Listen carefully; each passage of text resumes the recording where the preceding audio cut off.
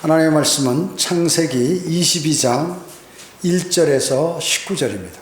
조금 긴데요. 제가 읽겠습니다. 이 일들 후에 하나님께서 아브라함을 시험하시며 그에게 말씀하시기를 아브라함아 하시니 그가 말하기를 보소서 내가 여기 있나이다 하더라. 하나님께서 말씀하시기를 내 아들 곧 내가 사랑하는 내 독자 이삭을 이제 데리고 모리아 땅으로 가서 산들 중에 내가 네게 알려줄 한 산에서 그를 번제로 드리라 하시더라. 아브라함이 아침에 일찍 일어나서 그의 나귀의 안장을 지우고 그와 함께 있는 청년들 중 2명과 그의 아들 이삭을 데리고 번제에 쓸 나무를 쪼개어 가지고 일어나서 하나님께서 자기에게 일러주신 곳으로 갔더라. 3일째 되던 날 아브라함이 눈을 들어 멀리 있는 그곳을 보고 아브라함이 그의 청년들에게 말하기를 너희는 나귀와 함께 여기에서 머물라. 나와 아이는 저기로 가서 경배 드리고 다시 너희에게로 돌아오리라 하고 아브라함이 번제에 쓸 나무를 들어서 그의 아들 이삭에게 지우고 그는 자기 손에 불과 칼을 들고 두 사람이 함께 가더라. 이삭이 그의 아비 아브라함에게 고하여 말하기를 나의 아버지여 하니 그가 말하기를 내 아들아 내가 여기 있노라 하니 그가 말하기를 불과 나무를 보소서 그런데 번제에 쓸 어린 양은 어디 있나이까 하자. 아브라함이 말하기를 내 아들아 하나님께서 자신을 번제에 쓸 어린 양으로 마련하실 것이라 하고 두 사람이 함께 가더라. 그들이 하나님께서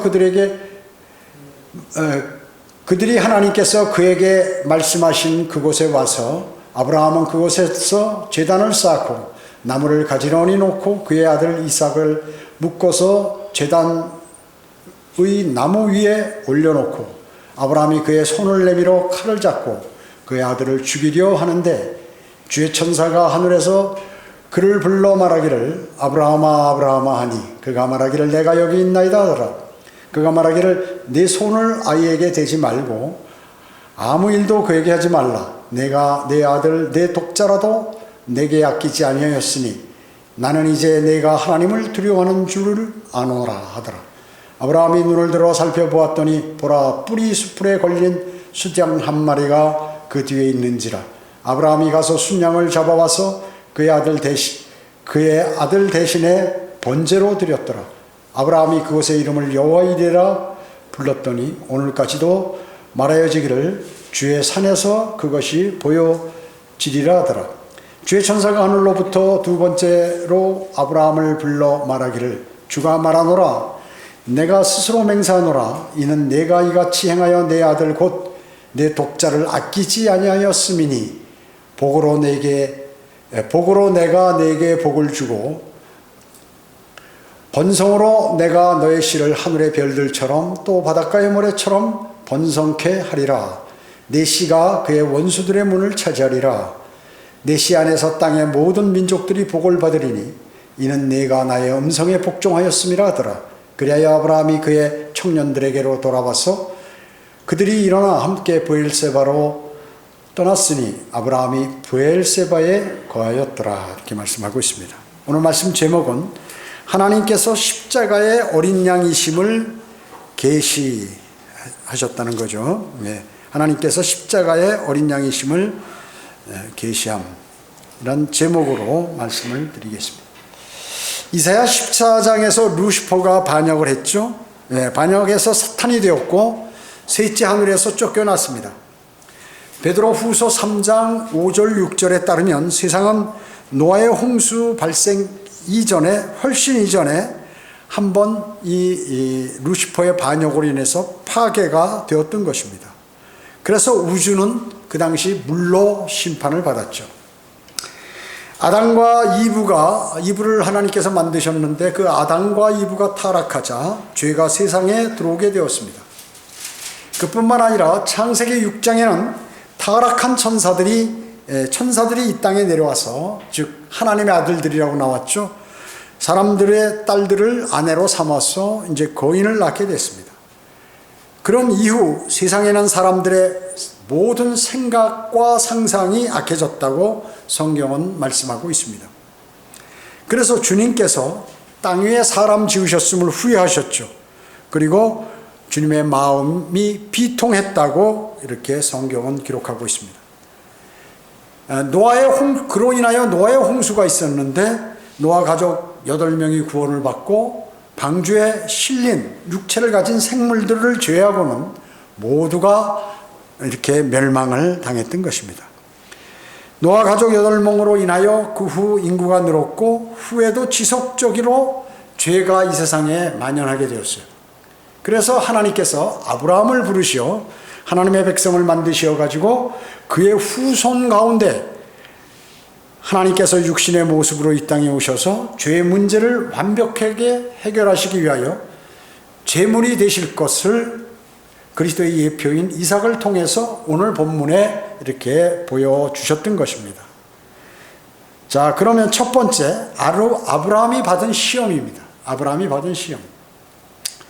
그 시험은 뭐냐면 2절에 있는 내용입니다. 2절에. 예.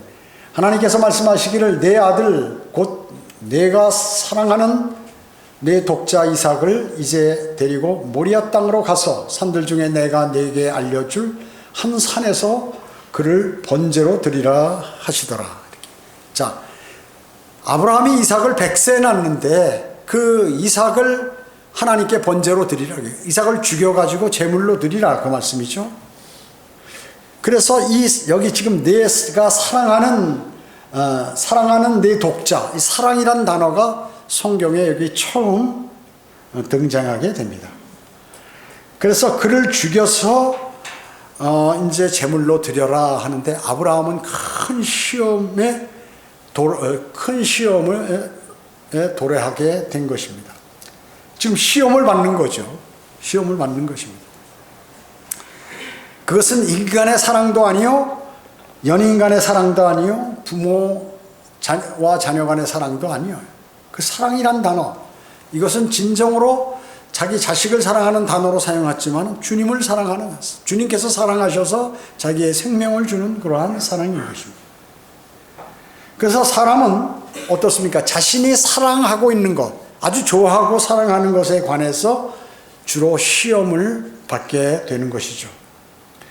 자기가 사랑하는 것에 대해서 시험을 받아보지 못한 사람, 나는 정말로 내가 좋아하는 것, 내가 자녀면 자녀, 돈이면 돈, 아니면 무슨 어떤 세상에서 좋아하는 것, 또 사랑하는 것, 그게 사람이든 물건이든 간에 그것에 관해서 시험을 받아보지 않은 사람은 진정한 시험을 받았다고 볼 수 없는 것입니다.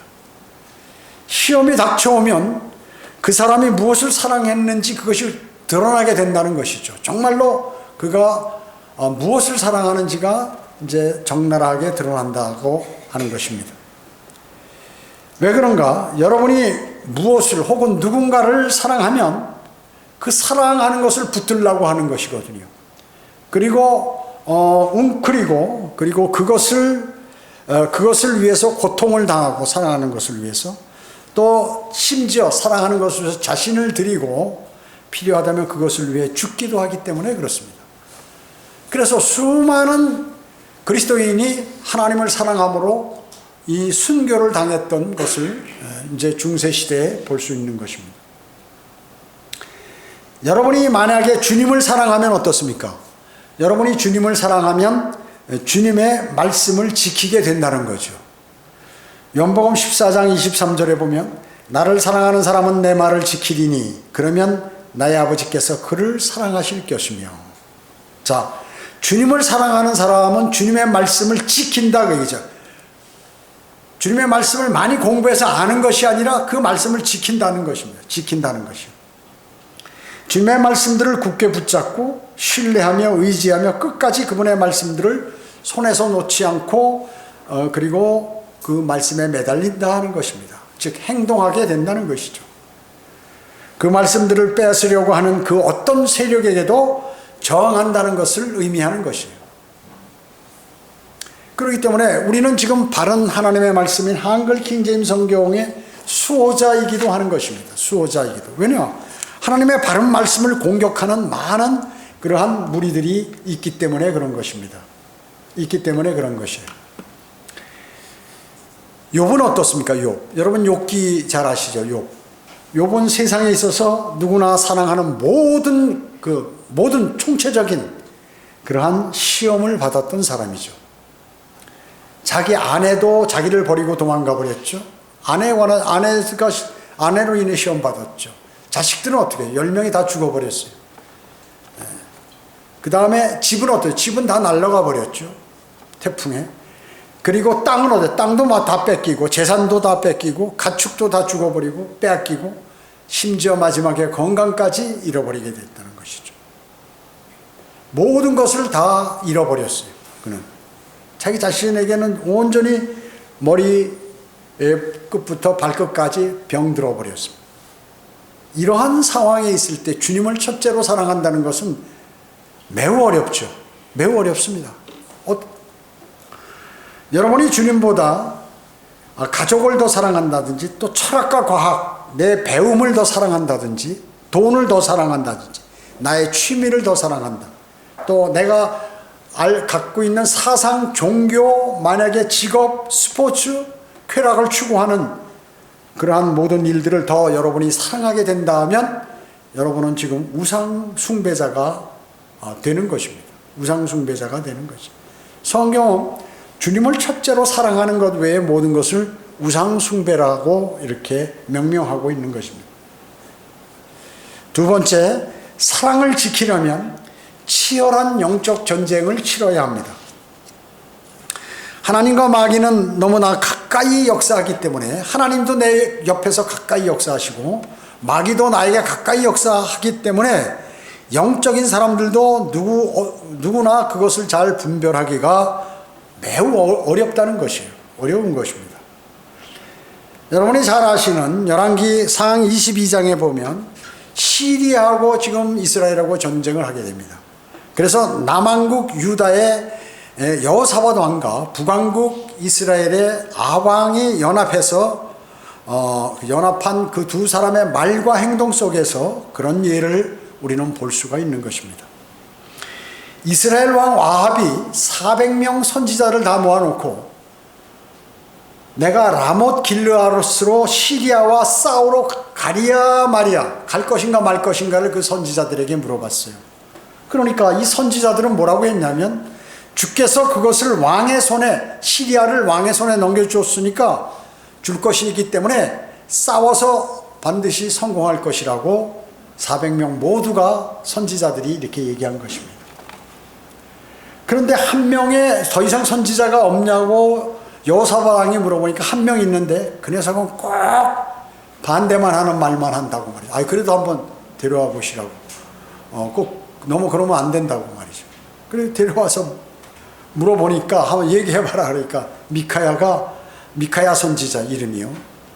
하늘 보좌에 앉으신 주님께서 자기가 주님을 봤다 그러죠. 하늘 보좌에 앉아 계신 분을 봤는데 그 주님께서 뭐라고 하냐면 누가 아방을 설득시켜서 라못 길르앗으로 가가지고 거기서 쓰러지게 할 거냐. 이렇게 거기 영적 존재들이 많은데 하나님께서 이렇게 지금 말씀하는 거죠. 그러니까 한 영이 내가 가서 거짓말하는 영이 되어서 그의 모든 선지자들의 입에 있겠나이다. 그러니까 그렇게 하라고 그랬어요. 그렇게 했기 때문에 지금 왕은 그 말을 들으면 선지자들 말을 들으면 나가서 큰일 난다. 패배한다. 이렇게 미카야 그래. 그러니까 왕이 어떻게 자 임마 이 400명 이 사람은 허수아비냐. 그렇게 기록은 안 했지만 그 뜻으로 야 저놈은 감옥에다 집어넣어라. 내가 올 때까지 밥도 조금씩 주고 그렇게 집어넣어라 그런 것이. 그래서 미카야는 감옥에 들어가게 되죠. 어떻게 됐습니까? 거기 전쟁에 나가서 아방은 전쟁에 패하고 죽었습니다. 거기서. 실제요. 자, 그래서 그 죽은 게 어떤 사람이 그냥 시험 삼아 쏜 화살이 이렇게 날아가서 맞춘 거죠. 그래서 죽었어요. 자, 400명의 선지자와 미카야 선지자 한 사람의 말, 그 어느 것이 맞을지 이게 잘 모른다고요. 지금 영적인 세계에서는 무엇이 일어나는지를 몰라요. 모르잖아요, 우리요. 지금 마귀가 어떤 계획을 갖고 있는지, 하나님께서 어떤 계획을 갖고 있는지 우리가 정확히 잘 모를 때가 많이 있다는 것이에요. 그렇게 어려운 것입니다. 영적인 것은. 바로 영적인 것은 그렇죠. 그뿐만 아니에요. 사무엘 하 24장 1절에 보면 주님께서 뭐냐면 이스라엘의 다윗에게 뭐라고 명령했냐면 주께서 다윗을 움직여서 자기 백성의 숫자를 세게 한 것이에요. 하나님께서 하신 거거든요. 다윗에게 너 백성의 숫자를 세라. 그런데 역대상 21장 1절에 보면 사탄이 다윗을 충동질해서 이스라엘을 계수했다고 그런 것이에요. 그러니까 사람들이 볼 때 성경 학자들이 볼 때 야 이거 뭐야 하나는 주께서 다윗 보고 백성의 수를 세라 그러고 다른 성경에서 사탄이 다윗에게 똑같은 상황인데 사탄에게 이 다윗을 충동해서 이스라엘의 백성의 수를 세라고 얘기했다는 거죠. 그럼 어느 말이 맞는 거예요? 여러분 어느 말이 맞겠어요? 어느 말이? 하나님 말씀이 틀린 게 아니에요. 이렇게 다르게 기재한 거는 이유가 있다 그 얘기죠.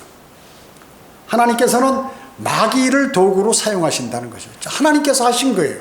그래서 이 사무엘 하 24장 1절에서는 하나님께서 의도하신 그것을 직접 기록한 것이고 역대상 21장 1절은 하나님께서 마귀를 시켜서 사탄을 시켜가지고 이렇게 그 일을 추진하도록 그렇게 하신 것을 기재한 거예요.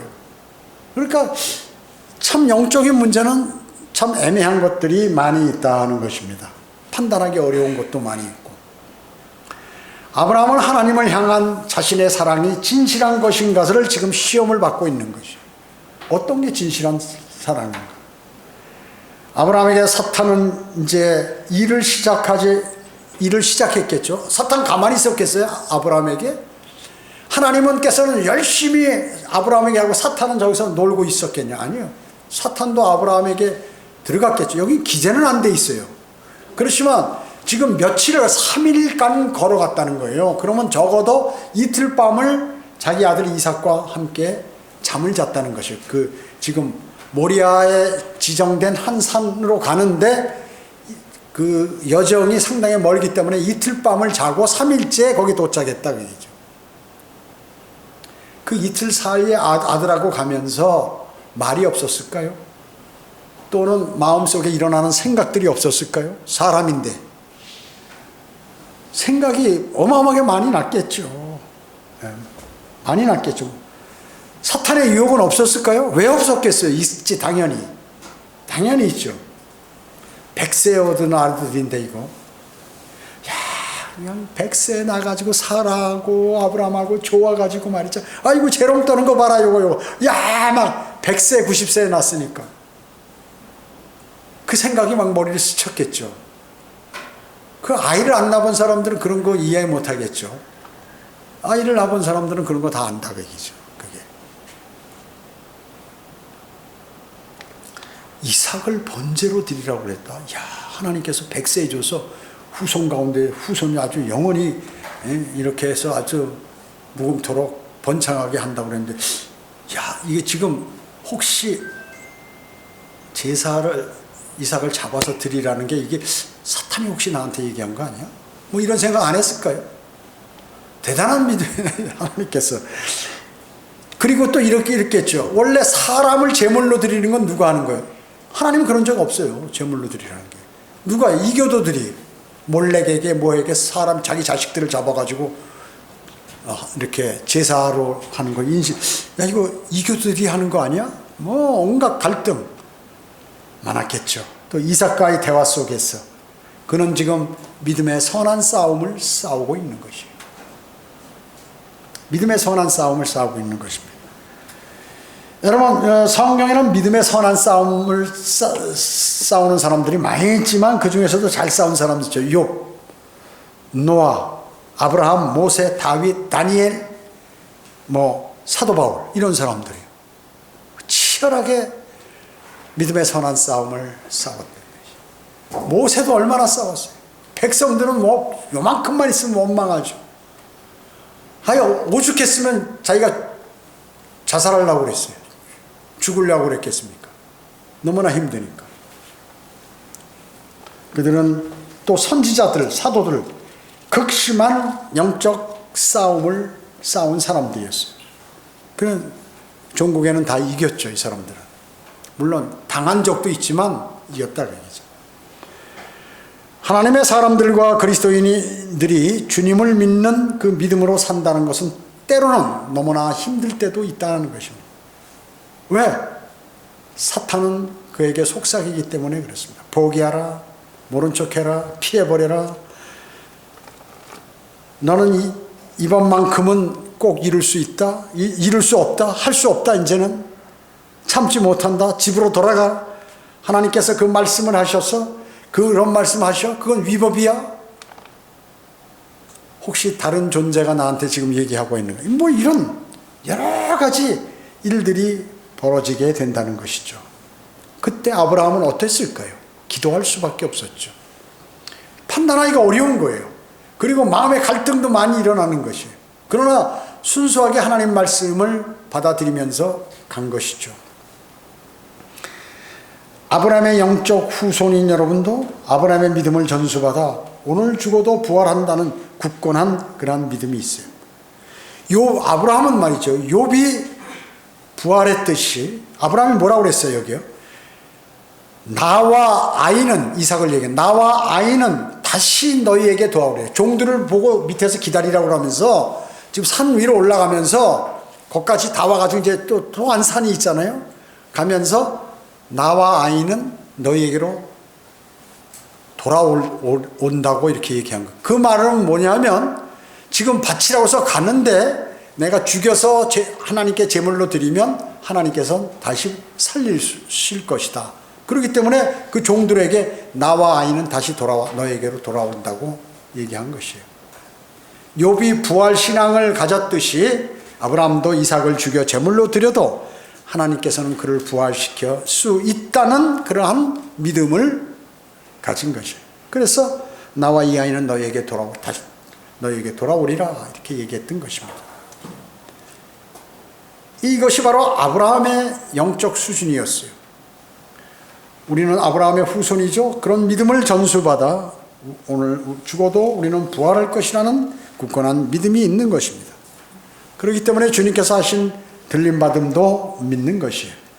야고보서 1장 12절은 시험을 견뎌내는 자는 복이 있도다. 이는 그가 시련을 거친 후에는 주께서 자기를 사랑하는 자들에게 약속하신 생명의 면류관을 받을 것이기 때문이라. 자, 여기서 받는 이 시련 있잖아요. 아이고, 뭐 시련 누구나 뭐 이길 수 있죠. 그게 아니에요. 베드로전서 1장 7절에는 불같은 시험이에요. 불같은 시험이에요. 불 속에 들어가면 얼마나 뜨겁습니까? 그걸 참아낸단 말이죠. 그러니까 그 정도의 어려운 시험을 딱 거쳐야 면류관을 받는다 그 말씀이에요. 그러니 웬만한 작은 시험 이거 가지고는 안 되는 거예요. 여러분의 인생에 있어서 결정적으로 내가 인생을 포기하고 싶을 정도의 그러한 시련 있잖아요. 그런 시련을 견뎌내야 된다. 이겨내야 된다. 물론 작은 시련은 다 이겨내야겠죠. 그런 큰 시련도 그럴 때는 생명의 면류관이 약속되어 있다는 것이에요. 세 번째, 하나님 자신이 번제의 어린 양이 되실 것을 예언하셨어요. 이 성경에서. 여러분 창세기 22장 7절 8절 한번 보시기 바랍니다. 7절이요. 이삭이 그의 아비 아브라함에게 고하여 말하기를 나의 아버지여 하니 그가 말하기를 내 아들아 내가 여기 있노라 하니 그가 말하기를 불과 나무를 보소서. 그런데 번제에 쓸 어린 양은 어디 있나이까 하자. 아브라함이 말하기를 내 아들아 하나님께서 자신을 번제에 쓸 어린 양으로 마련할 것이라 하고 두 사람이 함께 가더라. 자, 여기 8절에 보면 하나님께서 자신을 번제에 쓸 어린 양으로 자, 하나님이 번제가 될 거다. 이 예언을 하는 거예요. 어떻게? 하나님이 번제가 될 것을 여기서 얘기하는 것이에요. 하나님 스스로가 십자가에 달리시겠다. 제물이 되겠다. 그걸 여기서 말씀하신 것이에요. 근데 개역개정 성경은 어떻게 되어 있습니까? 이 구절이 내 아들아 번제 헌물을 쓸 어린 양은 하나님께서 자신을 위하여 예비하시리라. 자, 우리 성경은 자신을 번제로 쓰실 것이란 말이죠. 하나님이 번제가 되겠다는 말씀이고 개역개정판 성경은 하나님을 위하여 다른 양을 준비할 것이다. 번제를. 그 뜻이다. 그거죠. 흠정력도 마찬가지. 정동수 킹제임스 흠정력도 뭐라고 그랬냐면 내 아들아 번제 헌물로 쓸 어린 양은 하나님께서 자신을 위하여 예비하시리라. 지금 하나님께서 제물을 드리라는데 이삭을 드린 거야. 이삭을 드리라는데 스톱하고 하니까 뒤에 이제 수풀에 걸린 순양 한 마리가 나오는 그 구절이 있으니까 요거를 이거를 준비하기 위해서 하나님께서 아마 이렇게 했을 것이다 라고 변개한 거예요. 그래서 하나님께서 지금 번제를 받을 때 이삭을 드리는 게 아니라 다른 양을 준비할 거다, 이 말이란 말이죠. 자신을 위하여 번제 쓸 어린 양을 준비하실 거라고요. 변개되지 않은 킹제임스 성경은 앞으로 약 근 1900년, 약 2000년 후에 오실 어린 양 예수 그리스도를 지금 여기서 말씀하는 거거든요. 하나님이 육신의 모습으로 오셔서 자신이 제물이 되겠다, 어린 양이 되겠다, 십자가에 달리겠다. 어마어마한 차이죠. 어마어마한 차이. 여기 나오는 7절의 불과 나무는 뭡니까? 나무는 십자가를 상징하고 불은 지옥이에요. 목마름. 지옥에 간 부자가 목마르다고 그랬죠. 예. 여기 주님께서 준비하신 그 풀에 뿔이 걸려가지고 있는 건, 준비된 건 뭐예요? 어린 양이 아니라 순양이에요, 순양.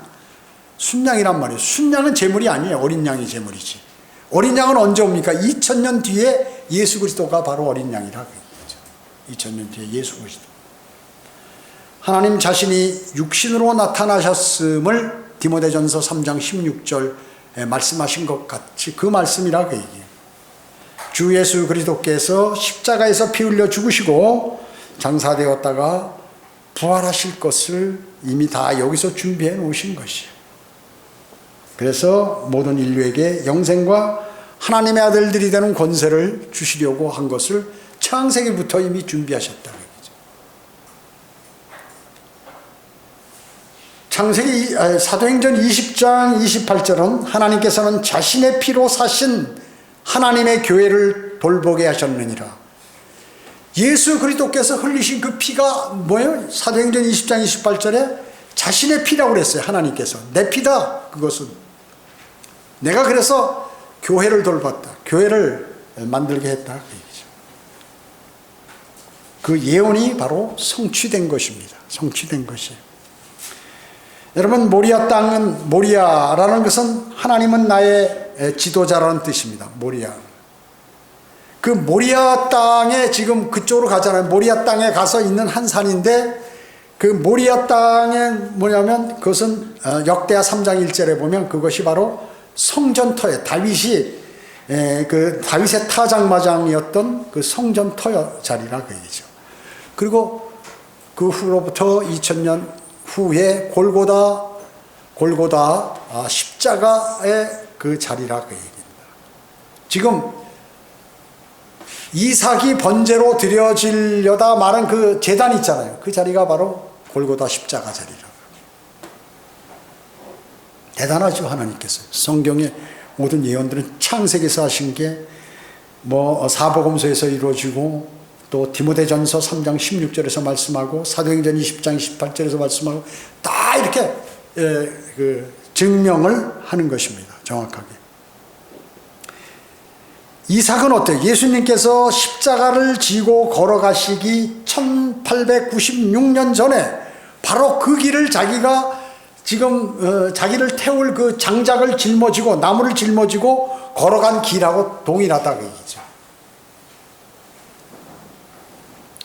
예수 그리스도께서 아버지 하나님께 순종하셨듯이 이삭은 그의 아버지께 순종해. 적어도 이삭이 15살, 16살 되는데 지금 아브라함은 몇 살? 116살이라. 만약 16살이면 116살 먹은 아버지가 야, 너 여기, 그러니까 그 16살 먹은 이삭이 말이죠, 도망갈 수가 있는 거예요.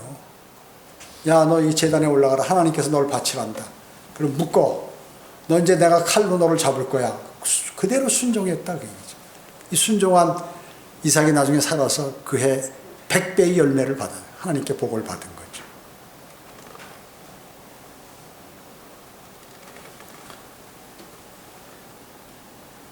여기 오늘 본문에는 어린 양이 나오는, 어린 양을 마련할 것이라는데 하나님 자신이 이 어린 양이 세 번째 등장하는 거예요. 첫 번째는 언제? 아담과 이브가 벌거벗고 창피해서 숨었을 때 하나님께서 가죽옷을 만들어 주셨어요. 그때 어린 양의 피가 흘려졌죠. 또 두 번째는 아벨이 최초로 하나님께 제물을 드리는데 어린 양을 잡아서 드렸어요. 두 번째 피 흘렸어요. 세 번째는 오늘 본문에 하나님 자신이 어린 양이 될 것이라고 이렇게 말씀하고 있는 것입니다. 그래서 뿌리 숯불에 걸린 순양, 이 순양은 대성물이 될 그러한 이삭을 대신해서 예수 그리스도의 예표가 된 것입니다. 여기서 경배란 단어도 처음 나오죠. 5절에 저리로 가서 나와 아이는 저기로 가서 경배를 드리고 다시 너에게 도우래요. 경배라는 단어가 최초로 등장하게 됩니다. 그래서 경배는 예표상 하나님의 아들이 흠없는 제물로 죽으시는 것과 연관된다. 우리가 경배 드리는 건 뭐예요? 예수 그리스도의 보혈의 공로로 구원받은 그리스도인들이 여기서 지금 그 일을 반복하는 것이에요. 그것을 생각하면서 하는 것입니다. 그게 바로 경배예요. 예수 그리스도께서는 죄 없으신 분이, 흠 없으신 분이 우리의 죄들을 제거하시고 우리를 하늘나라로 인도하시기 위하여 성경대로 제물이 되어서 십자가에서 피 흘려 죽으시고 장사되었다가 성경대로 셋째 날에 부활하셔서 살아나셔서 우리에게 영원한 생명과 하나님의 아들들이 되는 권세를 주신 것이에요. 그래서 우리는 이런 것을 믿는 사람들이 영과 진리로 드리는 것이 바로 경배다 하는 것이에요. 영은 뭐예요? 구원받은 영을 소유한 사람들이. 진리는 바른 성경을 가지고 바른 말씀을 가지고 비진리가 아니라 진리를 가지고 한다. 그런 것들에 다 예표로서 오늘 여기서 하나님께서 말씀하고 있는 것입니다. 네 번째, 주 예수 그리스도 안에서 모든 민족들이 복을 받는다고 말씀하셨습니다. 구원받은 모든 그리스도인들은 복된 사람들이에요. 사실 대단히 복된 사람들이죠. 여러분 오늘 여기서 그것을 뭐라고 그래요? 여호와 이레라고 했어요. 여호와 이레. 준비하시는 하나님. 이레라는 그 히브리어는 뭐예요? 두려워하다, 마련하다, 준비되다, 보살핌을 받다 하라는 뜻이에요. 그 여호와 이레 그러면 준비하시는 하나님이에요. 왜? 하나님께서 미리미리 다 준비해 놓으신다. 너의 필요한 거, 하나님께 드릴 제물, 그리고 앞으로 일어날 길, 모든 것을 다 준비해 놓으신다.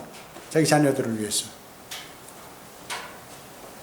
여기서 나온 주의 산은 바로 갈보리산을 얘기하는 것입니다. 갈보리산. 주의 산. 그렇잖아요.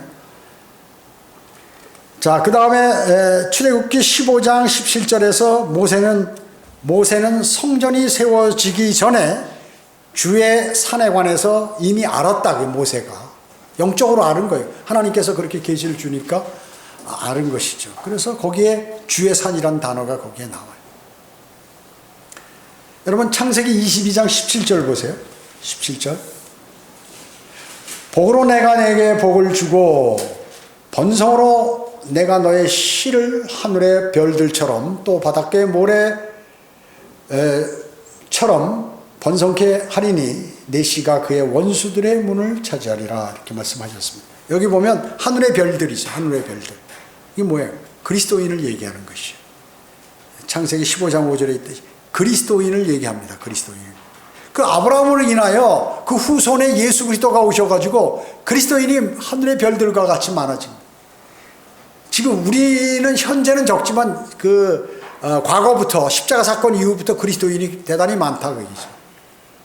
그 다음에 바닷가에 모래 나오잖아요. 오늘 본문에. 이건 뭐예요? 이스라엘을 얘기하는 것입니다. 이스라엘 민족. 약속의 씨. 창세기 32장 12절에도 열왕기상 4장 20절에도 나온 그러한 약속의 씨입니다. 또 창세기 13장 16절에 보면 땅의 티끌같이 많게 하리라 해서 이건 이스마엘의 후손을 얘기하는 거예요. 땅의 티끌은. 자, 창세기 22장 18절 보세요. 18절 보시면 내 씨 안에서 땅의 모든 민족들이 복을 받으리니 이는 내가 나의 음성에 복종하였음이라 하더라. 여기서 이스라엘 민족? 아니 모든 민족들. 누구 씨 안에서? 아브라함의 씨 안에서 모든 민족들이 복을 받아요. 우리 복 받죠. 그리스도인이 생겨났잖아요. 복을 받죠. 정말. 주 예수 그리스도 안에서 복을 받는 영원한 생명과 하나님의 아들들이 되는 권세를 모두가 받았어요. 여러분들이 지금 그 40가지 이상의 좋은 일들이 구원받으면 이루어지잖아요. 우리는 아무 일도 안 했는데 단지 내가 죄인이고 예수 그리스도께서 내 구주라고 마음으로 믿고 입으로 고백했는데 좋은 것들이 많이 있는데, 제가 복음을 전할 때 꼭 세 가지를 얘기해요. 뭐냐면 첫째로 어떠한 이유든지 생을 마감하고 죽으면 고통도 괴로움도 슬픔도 없는 하늘에서 영원히 산다. 두 번째는 너가 죄를 지으면 이 땅에서 벌을 받는데 이 땅에서도 벌을 안 받으면 주 예수 그리스도의 이름으로 죄를 자백하면 하나님께 이 땅에서도 벌을 받지 않는다. 세 번째, 너가 어렵고 힘들고 괴롭고 무엇이 필요할 때 하나님께 간절히 기도를 드리면 그분이 들으신다. 기본적으로 제가 세 가지를 얘기해요. 나머지는 뭐 좀 어려운 문제들이 있으니까 뭐 새 예루살렘에 거주하고 영원한 생명을 얻고 뭐 등등 해가지고 많은 것들은 더 성경을 공부해야 되고, 세 가지를 제가 주로 많이 얘기를 합니다. 복음을 전할 때. 그래서 아브라함은 아브라함의 영적 자녀란 말이죠. 우리가 실제 자녀들은 누구예요? 이스라엘을 얘기하는 거죠. 실제 자녀들은 이스라엘을 얘기합니다. 창세기 12장의 1절에서 3절에 보면 물질적인 그러한 약속을 하는 거예요. 아브라함에게. 그것은 누구예요? 육체적인 씨란 말이죠. 거기서 유대인들을 얘기하는 거죠. 창세기 18장 18절에 보면 영적인 복들을 얘기합니다. 이건 그리스도인이 앞으로 받을 복들을 이미 예시하는 것입니다. 예시하는 것이죠. 그래서 구약에는 하나님과 약속할 때 많은 물질적인 복을 약속하셨고, 신약에는 그 물질적인 차원을 훨씬 더 넘어서 영원히 가질 수 있는 그러한 좋은 영적 복들을 주로 강조를 하고 있습니다. 창세기에서 하나님께서 번제의 어린 양으로 오실 예수 그리스도의 그림을 우리는 발견하는 거죠. 오늘 본문에서. 예수 그리스도께서 이제 하나님의 어린 양으로 오신다. 즉 하나님께서 육신의 모습으로 이 땅에 오셔서 희생양이 되신다 하는 것을 오늘 성경을 통해서 우리는 알 수가 있는 것입니다.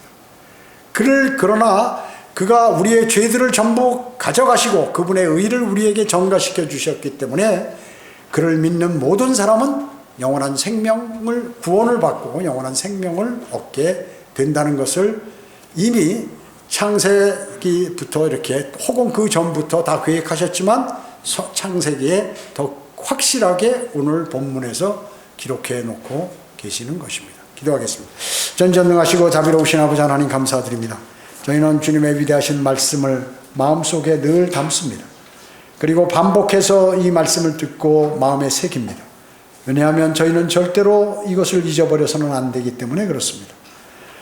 저희들도 이제 구원받은 그리스도인, 주님께서 창세전에 계획하신 것은 그 그리스도 안에서 모든 사람이 구원받을 수 있는 그러한 계획을 마련해 놓으셨고, 그 계획을 창세기에 기록하셨고, 또 직접 하나님께서 육신의 모습으로 이 땅에 오셔서 주 예수 그리스도로 오셔서 십자가에 달려 피 흘려 죽으시고 장사되었다 부활하심으로 저희도 모든 영원한 생명을 얻게 되었습니다.